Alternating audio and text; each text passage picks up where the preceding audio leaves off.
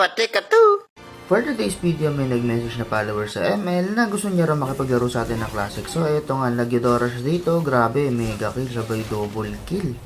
Tumipi-tipi pa nga, tapos kukunin niya yata yung pangatlo dito.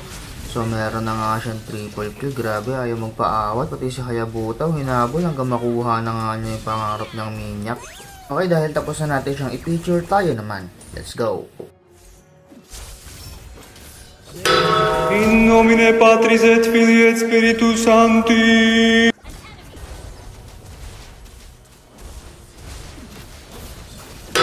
In nomine Patris et Filii et Spiritus Sancti.